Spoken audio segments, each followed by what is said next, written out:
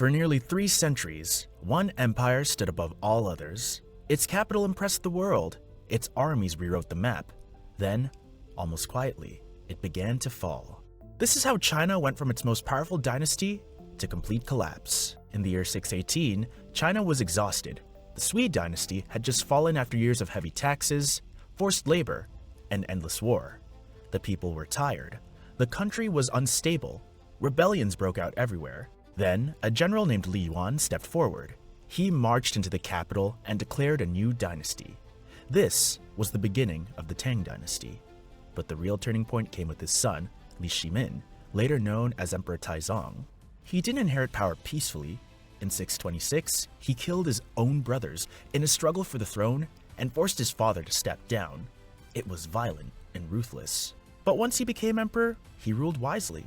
Taizong reduced corruption by cutting unnecessary government jobs. He improved the civil service exams so talented people, not just rich families, could serve the state. He created food storage systems to protect people from famine. He listened to the people. China became stable again and became powerful. The Tang military was organized and disciplined. Soldiers trained constantly. Generals were chosen for ability.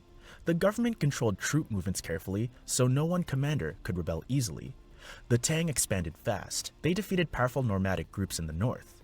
They pushed west into Central Asia and secured control of the Silk Road. They gained influence over parts of Korea. At its peak, the Tang Empire stretched across millions of square miles. It was larger than the Roman Empire had ever been. Trade exploded. Silk and porcelain moved west. Gold, silver, spices, and ideas came to the east. The capital city, Chang'an, became the global center. It had over 1 million residents inside its walls, maybe 3 million including nearby areas. Think about that. In the 8th century, while European cities were small and muddy, Chang'an was massive and organized. It had markets, gardens, temples, and wide streets laid out in a grid. People from all over the world walked its streets. Multiple religions existed side by side. The city was diverse and open. Art flourished. Poetry reached new heights. Famous poets like Li Bai and Du Fu wrote lines that people still memorize today. Painters, sculptors, dancers, and musicians thrived. Printing technology improved. Education expanded. For a time, China under the Tang was unmatched. But no empire stays at the top forever.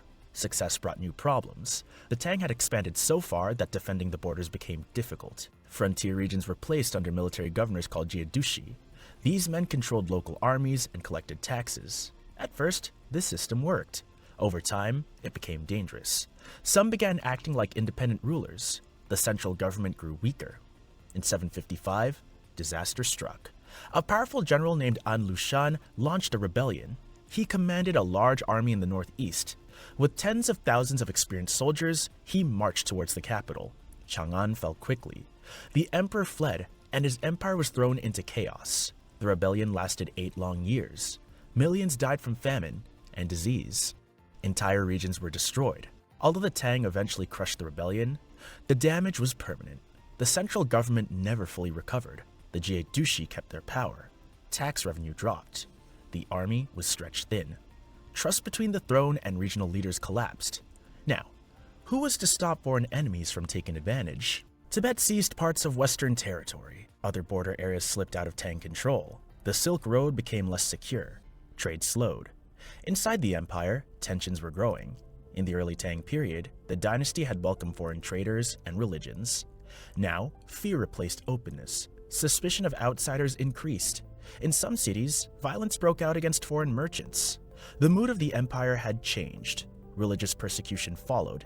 In 845, thousands of Buddhist temples were destroyed in a government crackdown. The state needed money and saw temple wealth as a target. Monks were forced to return to normal life. Cultural diversity shrank. Natural disasters made everything worse. Floods damaged farmland and droughts ruined crops. In 874, a large peasant rebellion began under a leader named Huang Chao. His forces captured major cities. In 881, they seized Chang'an again and looted it. The once glorious capital was now in ruins.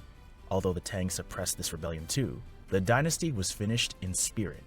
Regional leaders controlled their own armies. The emperor had little real authority left. But collapse is never just about battles and politics. It's also about people. When the Tang began to weaken, ordinary citizens felt it first. Farmers struggled to pay taxes to both the central government and local military governors. Soldiers who once protected the borders were now loyal to regional commanders instead of the emperor. Trade routes became less secure, which meant fewer goods and higher prices in markets. Life slowly became harder. In the early Tang period, opportunity felt real. A smart young man from a poor family could study, pass the civil service exam, and become an official. Merchants could grow rich through Silk Road trade. Artists could find support at court. But as corruption increased and power shifted to regional warlords, those pathways narrowed. The capital, once the shining heart of the empire, no longer felt safe.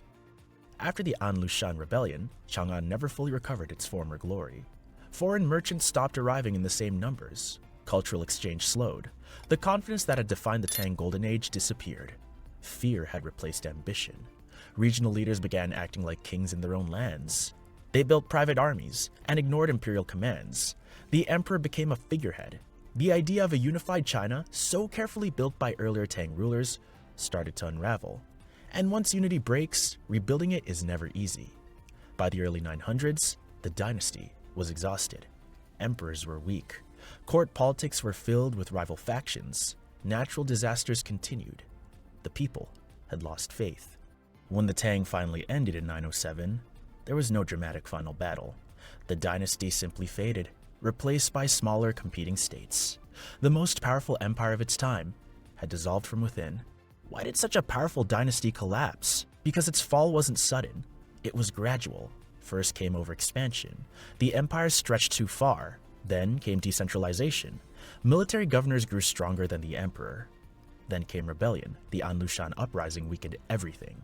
After that, economic decline and natural disasters accelerated the fall. Power had shifted away from the center. The Tang Dynasty showed how strength can hide weakness. Its military victories created confidence, but they also created vulnerability. Managing a vast empire required constant balance. When that balance broke, recovery became impossible. Yet the Tang left a lasting legacy. Its systems of government influenced later dynasties. Its global connections changed trade across Eurasia. Even in collapse, its memory endured. The Tang period became a symbol of greatness in Chinese history. But it also became a warning. Empires fall not only from outside attack, but from internal strain. When power spreads too thin and leaders trust the wrong people, even the strongest systems can fail. China under the Tang rose higher than ever before, and it fell harder than anyone expected. From global dominance to fragmentation in less than 3 centuries. History doesn't move in straight lines. It rises and falls. The Tang Dynasty reminds us that even the most powerful civilization can collapse if it can't adapt to its own success. And that's how China went from the most powerful dynasty to complete collapse.